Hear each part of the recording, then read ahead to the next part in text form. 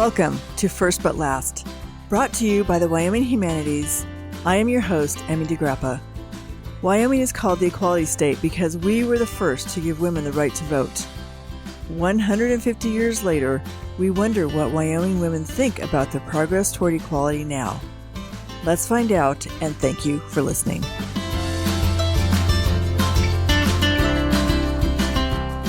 Today, we are talking to Susan Simpson. She is the president of the League of Women Voters in Wyoming. Welcome, Susan. Thank you. I'm glad to be here. So we just want to get to know you a little bit. And where did you grow up? I lived in Iowa until I was 14, and my parents moved to Wheatland when I was 14. And I came to the university as a freshman at 18. And on and off since then, I've lived in Laramie. Oh, wow. So you have been in Wyoming quite a while. Yes. You consider yourself a true Wyoming woman? I don't think of myself as being a Wyoming woman unless I'm somewhere outside Wyoming, because everyone around me almost is a Wyoming woman. It's when I'm outside the state when I realize how I'm not like other people. Oh, that's interesting. And it is fun to go outside the state and say you're from Wyoming because there's so few of us. Yes, they say, oh, I have never met anyone from Wyoming before. Do you have a horse? Do you ride to work? Why aren't you wearing Western clothes? Yes. And you should just say yes to all of that. So what was your degree in at UW? I have 2 degrees from the University of Wyoming. I have a degree in English education, and I taught high school English for a year. And then I got a master's degree in English. And then I did some teaching as what they called a supply lecturer at that point at the English department. And I made a list of possible professions and where I could work. And I decided that I wanted to be a librarian. And so I went to graduate school in library science and came back and went to work at the public library as a reference librarian. And why was that a desire? The typical thing to say is, oh, I love to read. But the other thing is that I think librarians help people. And I think that what the work that they do makes a difference in people's lives.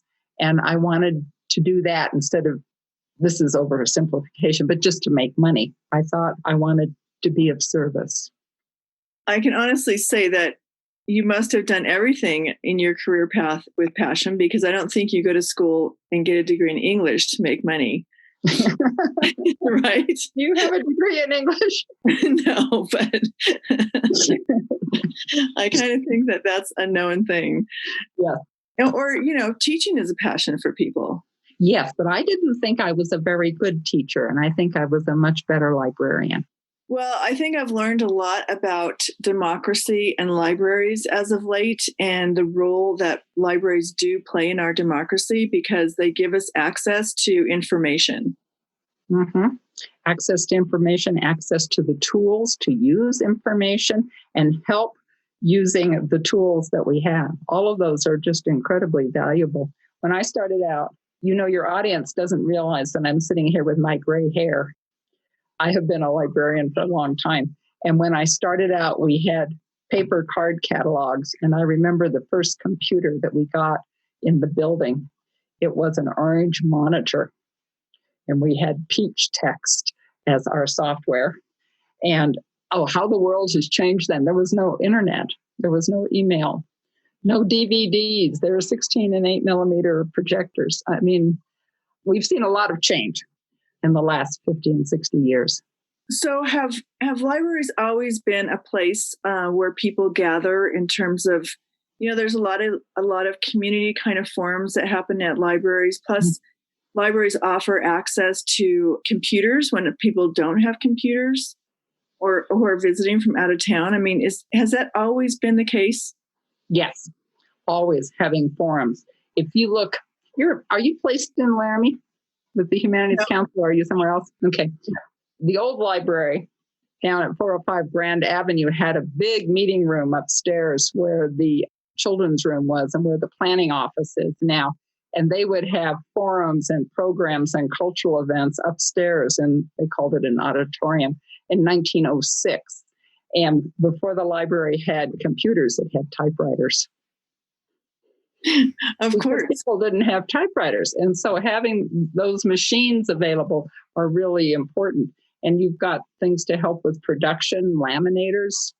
My mind is going blank, but there are lots of machines that libraries would have available that people could come in and use. They're having maker spaces with 3D printers. So that makes me wonder, how was it that you became involved, and how long has your involvement been with the League of Women Voters? My most recent involvement with the League of Women Voters came about because we co-sponsored forums with the local league for candidate forums. And so we worked together to do that, and I attended the forums, and I decided I really ought to join because I thought that the candidate forums are really important in terms of giving candidates a chance to tell their story and giving voters a chance to talk with and meet the candidates in a nonpartisan atmosphere. And of course, the Laramie League, in addition, does voter guides, but all the leagues around the state, and basically, I'm going to tell you where they are in alphabetical order, I hope. Campbell County, Casper, Cheyenne, Fremont County. Jackson has league members who do forums, even though they don't meet together as a league officially. What is the mission statement of the League of Women Voters? Oh, defending democracy. I'm not going to get it right. Educating voters. Because having educated voters and people who are comfortable voting is fundamental to the smooth working of democracy and people feeling invested in democracy. And it's really important that our people feel that way about their country. As a president of the League of Women Voters, are you familiar with the women's right to vote in Wyoming? Yes. I did not serve on the Wyoming Women's Suffrage Celebration Commission, but I did attend some of their meetings. So, yes. And I have learned more about women's suffrage than I ever thought to learn. You're going to ask me some questions about women's suffrage, aren't you? Well, I want to ask you what stands out in your mind that's a game changer, things that were different then than they are now, how you've seen women progress, not just here in Wyoming, but throughout the United States. The thing about women's suffrage in Wyoming is that it's not necessarily described accurately. Women did vote in elections before Wyoming. Women in Utah voted in elections before women in Wyoming did. But when Utah joined the Union, the right was taken away. Wyoming kept it for a mixed bag of reasons. And I'm probably telling you things you already know. You know, the men thought that allowing women to vote would attract women and they could increase the population of the territory. One of the people in favor of women's suffrage said something along the lines of, well, if Black men are able to vote, my wife should be able to vote. And then there were people who believed in women's suffrage. So it's a splendid example of sausage making, if you will. You've heard that politics is like sausage making? Yes. No, you hadn't. That is, you don't necessarily. I'd like to hear that. That politics is like sausage making in the sense that you don't necessarily want to know the ingredients that went into it, because it's not all heroes and knights in shining armor. There are also reasons that are less admirable, shall we say. And I think that women's suffrage in Wyoming is one of those. There was no women on a jury till 1949 after the first women's jury. So it's not exactly as if, oh, yes, let's welcome women in and let them participate in our government, because they gave lip service rather than actual equality. What do you think the status for women right now is in our state? I mean, I think that a lot of women feel like we have come a long way, and then other women feel like we have a long ways to go. What is your take on that?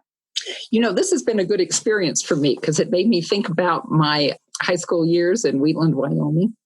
And I think about the women in Wheatland and the kinds of things that they did. There were nurses, teachers, librarians. There were ranch women. There were women who owned a business with their husband. and there were people who worked as sales clerk. My dentist was a man, my doctor was a man. My parents didn't have an accountant, but there were no women accountants. So when you think about the growth of women in the professions, that really is a place where we're doing much, much better, I think, than they were 100 years ago. On the other hand, we don't have very many women in our legislature. And why do you think that is? Well, they did a program a couple of years ago, and women talked about reasons that it was difficult to run.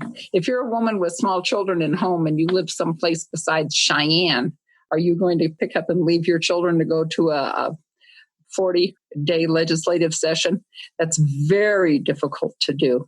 Women, they say, don't run for office. Women have to be asked to run for office, and sometimes more than once.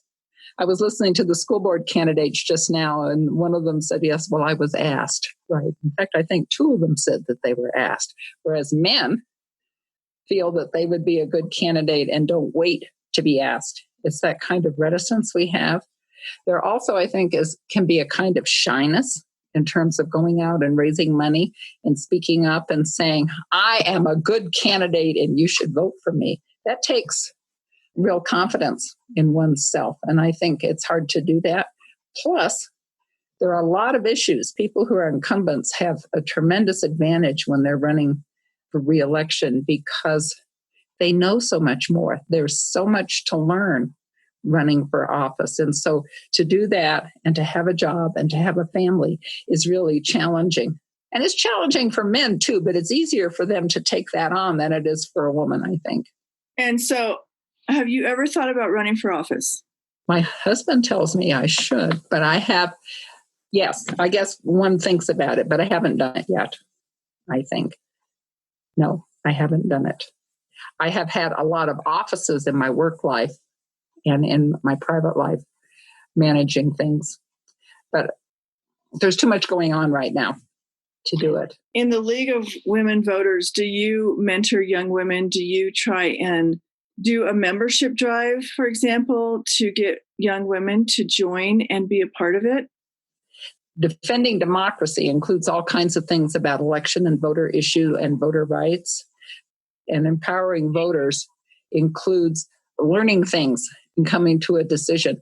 The League wants to study the facts. The League wants to come to a consensus and then advocate for positions. And so people can be drawn to the positions or the study. We don't have membership drives per se because it needs to be people who are interested. But it's like asking, would you like to join the League? I mean, that's a good thing to do to people. And I think that we tend to be more personal contact that way than drives to the community at large, or people who come to meetings. The meetings this year, the forums across the state, some of them have been in person, but they have been socially distanced, and some of them have just been all recorded, or just the person who is the moderator and the timer and the candidates. There's been some variation. So it hasn't been a typical year for forums where we were able to get lists of names and say, we're having a meeting, would you like to come, sort of thing. But you advertise, don't you? You advertise when you're doing a candidate forum in whatever you're in? Mm-hmm. On Facebook, on the website, newspaper articles, newspaper ads. In Laramie and in Campbell County and Gillette, the public access TV runs the forums. And so if people don't see them at the time, they can watch them. The public access TV in Gillette, you can just go and click on the link and see it, whereas most of the others are either on library websites or on Facebook pages. And again, you can see them anytime. And you can contribute questions, right? And so members contribute questions, but also just members of the public can send in questions and ask that they be presented to the candidates. One of the things with the questions is that they're not directed. Have you stopped beating your wife, or whatever the equivalent is for a candidate? The questions, it's a nonpartisan event. It's a chance for candidates to present themselves. And so you're not aiming to have gotcha questions. You're aiming to have questions that allow people to tell their story. And so sometimes people want gotcha questions. Oh, I'm sure, especially in this election year, but how do you really strive to make it nonpartisan? How do you really strive to make sure that even your point of view, whether you're Democrat or Republican, doesn't block somebody from being or answering a question honestly about who they are and what they do? It's one of the hardest things we do. We sit down and we meet, we refine questions, we argue, we stop, we come back, we meet again, we do more arguing and thinking, and we have guidelines talking about the kinds of questions that we should be asking, and the idea of having a question that is not logically subsequent. I mentioned, have you stopped beating your wife? But there are questions that you can ask of candidates that start from a position. And you shouldn't start with a position and assume the person is for it or against it. You need to be impartial. What is your position about something, rather than, are you for protecting this, or are you unfair to people of color, or whatever? Oh, I'm sure it is hard, especially because every person, which has been some of the discussion we've had around journalism, is that the ability to be impartial, the ability to gather information and tell a story that doesn't paint somebody in your own view of who that person is. You might not like them, you might like them. But how do you stay? And it might, just lead right into, how does the League of Women Voters and you yourself deal with what is called fake news? I'm so glad you asked about that. I have 2 anecdotes, and I have a list of websites for people. Number 1, when I was in high school in Wyoming in the mid-'60s, Mr. Sleeger taught a class on civics. And one of the assignments was to find the same news article in 3 different news magazines and compare them. And I chose Newsweek, Time, and U.S. News and World Report. And I don't remember what the event was, but I do remember that those 3 reputable magazines did not cover whatever it was in the same way. That's just a given. When I was in library school, the reference teacher said to take a subject you know something about and look at different encyclopedias and see how they covered the subject. And I chose Mary, Queen of Scots, who was a Queen of France and then came back and was Queen of Scotland, and then ran into difficulty and escaped to England and was imprisoned and beheaded by her cousin Elizabeth. Okay. And I chose World Book, the Children's Encyclopedia, New Catholic Encyclopedia, and Encyclopedia Britannica. And do you suppose that those 3 encyclopedias designed for those different audiences discussed that woman in the same way? She was accused of adultery. She was accused of murder. She was accused of wanting to take over the throne of England. World Book didn't talk about any of that.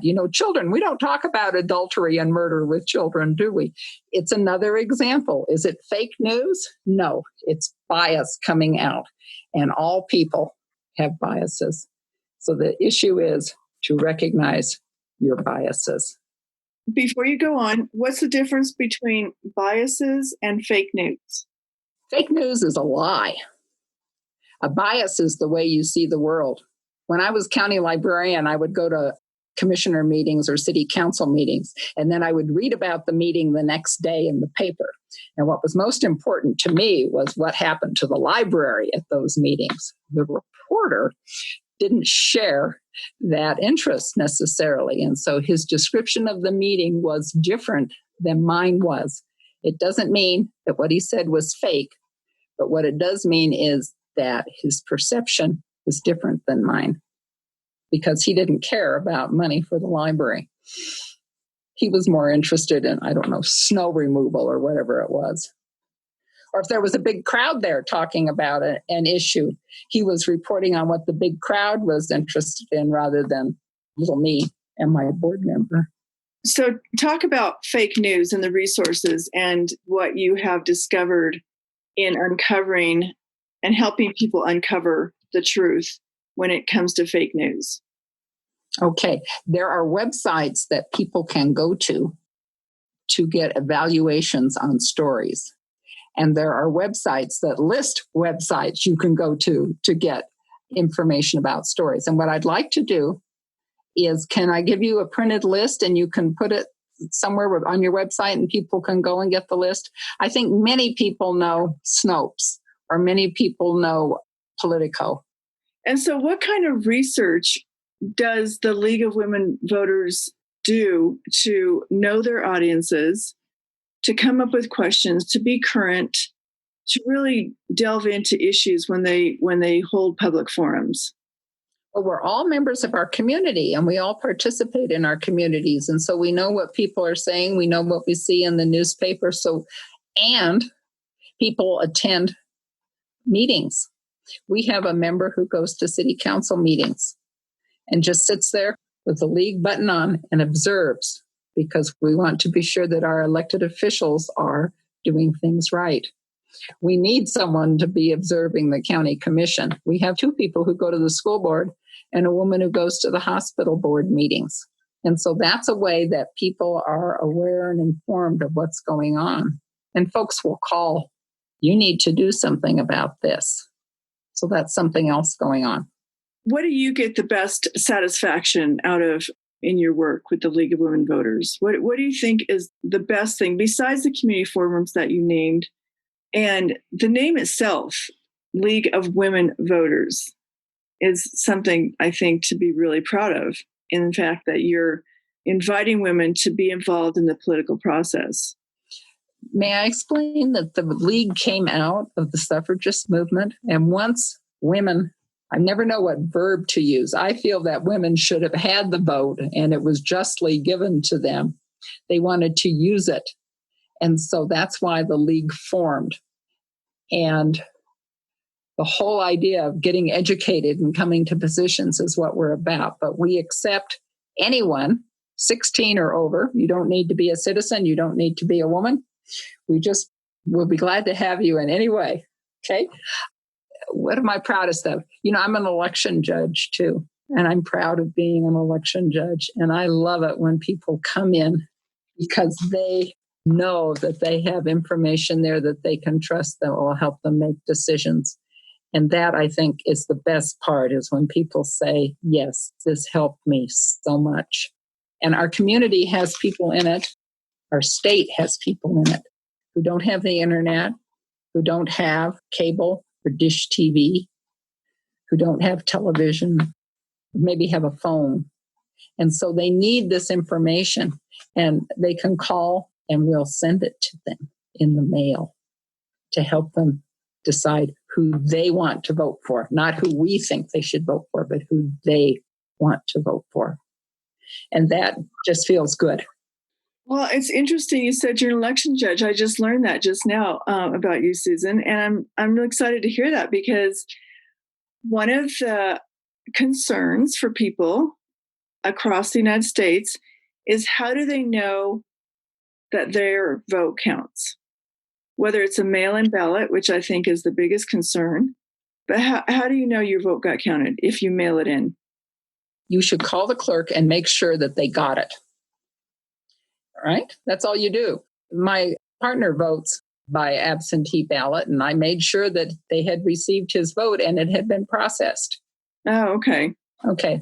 That's the simple way to do it. Because if you call ahead of time and to know that they've received it, you don't need to be anxious about it. Right. The other thing is that the Secretary of State in the state of Wyoming supervises elections, but every county clerk in Wyoming is in charge of elections in his or her county. And I think that for many of us, we know our county clerks and we trust them and we think that they're honest. Right.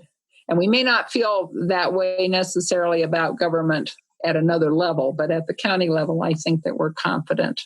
So call and ask. Okay. And they'll tell you.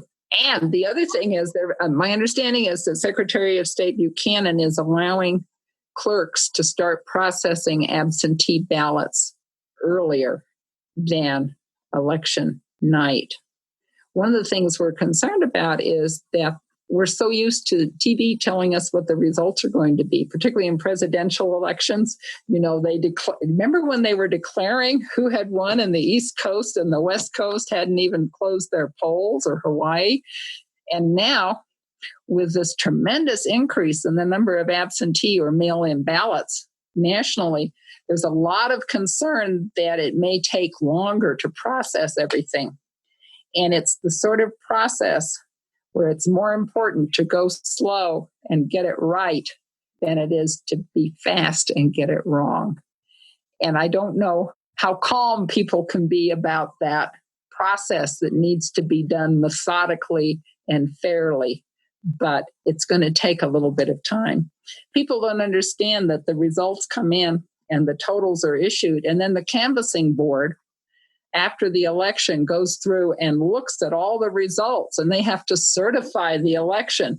And then the certification goes to the state, and then the state certifies the results. And then, it's a many-stepped process, and people don't necessarily understand that about how it works.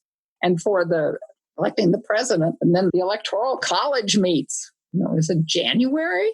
Right? We're really it's not a fast process.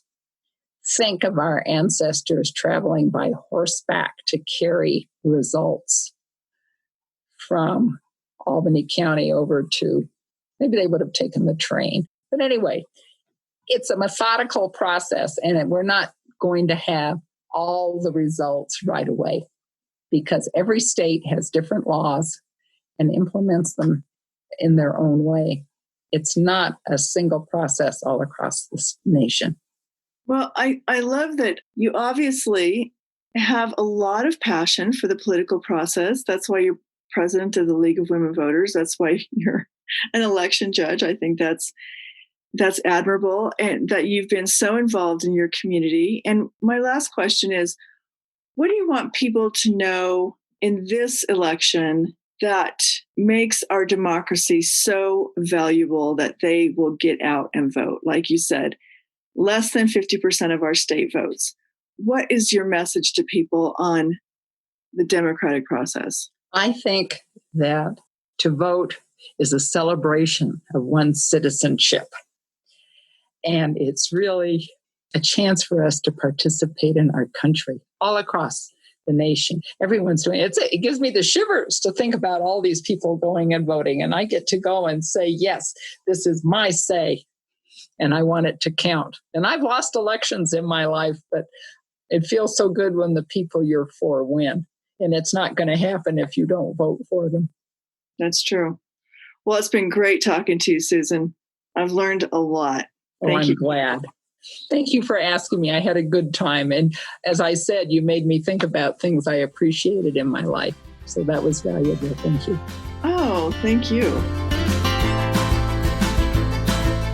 Thank you for listening to First But Last, brought to you by the Wyoming Humanities. Please join us again next week as we continue our conversations with women from around the state. You can also find us at thinkwy.org, where we continue the conversation on our blog about the history, journey, and the challenges of Wyoming's intrepid women living in the equality state. And if you enjoyed this episode, please subscribe to the show and leave us a review on iTunes. Thank you for listening.